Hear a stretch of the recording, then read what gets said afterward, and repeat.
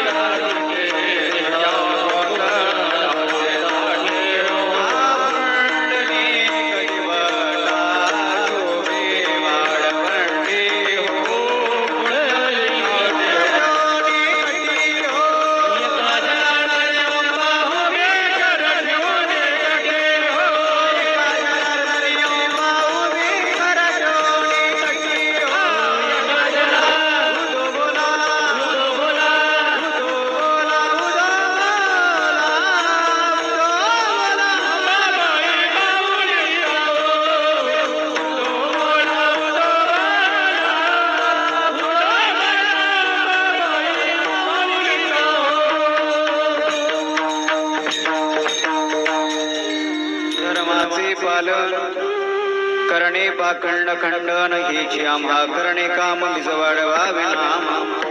प्रस्तुत प्राप्तस्थळी प्राप्त प्रसंगी कीर्तन निरूपणासाठी निवडलेला अभंग देहूचे सुप्रसिद्ध साधू वैराग्याचे महामेरू वारकरी संप्रदायाच्या कलेशस्थानी विराजित असलेले देहू निवासी श्रीमंत तुकाराम महाराज कोण तुकाराम महाराज अशी जर ओळख या महाराष्ट्राच्या मातीला आणि या महाराष्ट्राच्या मातीवर जीवन जगणाऱ्या माणसांना जर करून द्यायची म्हटल्यावर तर अखंड हिंदुस्थानाचे आराध्य दैवत राजे छत्रपती शिवाजी महाराज यांचे धर्मगुरू असणारे एक नाही दोन नाही तीन नाही तर तब्बल 13 दिवस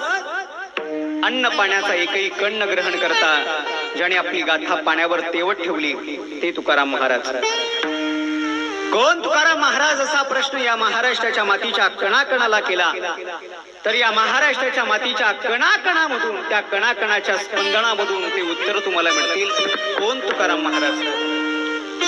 कोण तुकोबाराय कोण तुकाराम महाराज तेव्हा ही महाराष्ट्राची माती तुम्हाला ओळख करून देईल 100 पुरांचा बाप धृतराष्ट्र शेवट त्राहिमाम करत मेला आपण ज्या तुकाराम महाराजांच्या घरी